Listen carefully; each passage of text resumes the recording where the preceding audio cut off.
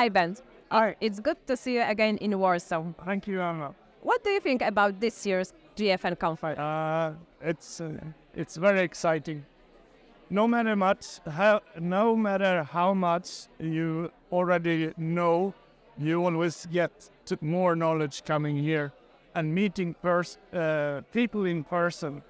It beats video any time of the day. Which session have been the most interesting for you so far? I'm still looking for that. Coming this afternoon is inequalities between availability of various less harmful nicotine alternatives to smoking.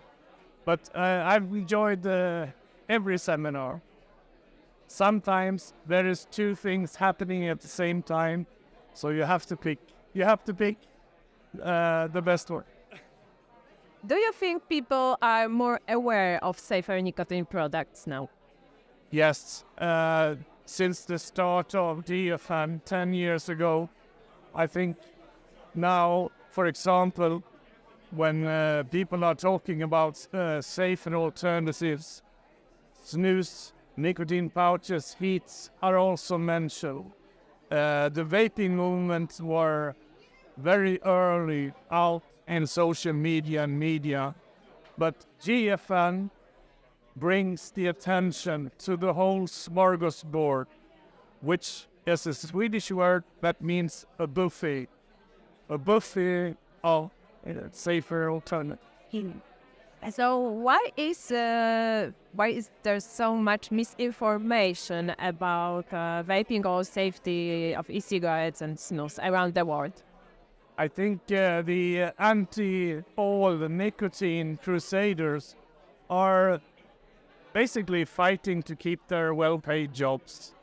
And as the risk reduces via innovation, I'm an inventor and patent holder myself, they are continually looking for new arguments.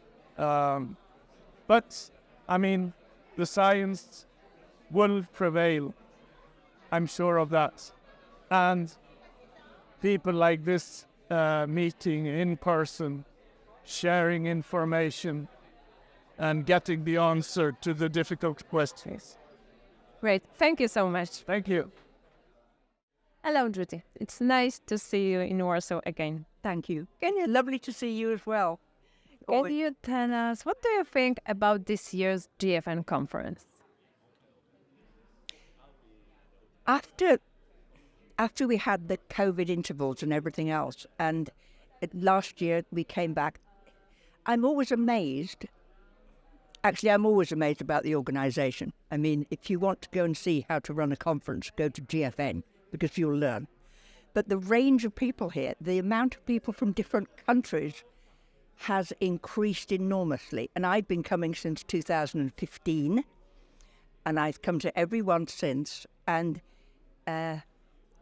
it's so good because you get so many different views, and you also really find out about the problems they have.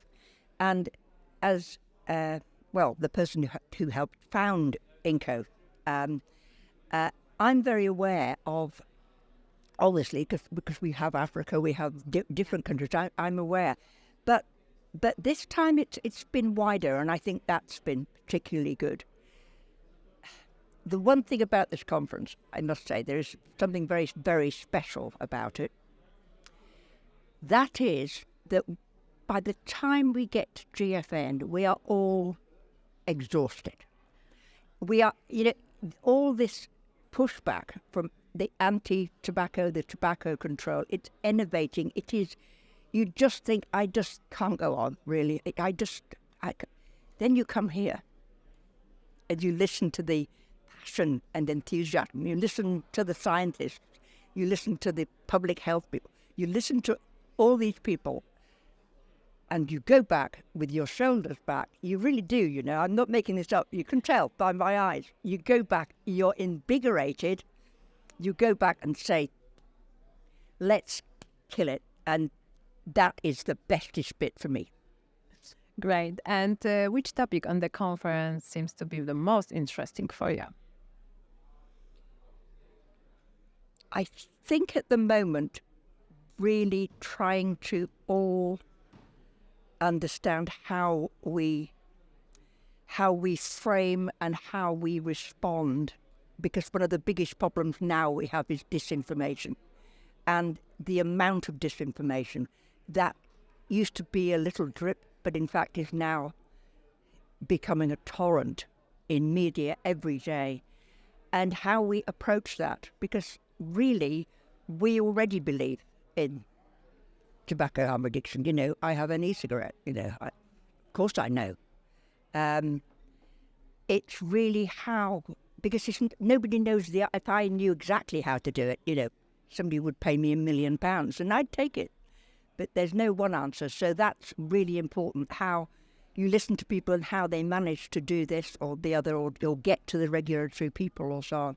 But that's an area that I find particularly interesting for me as a consumer advocate.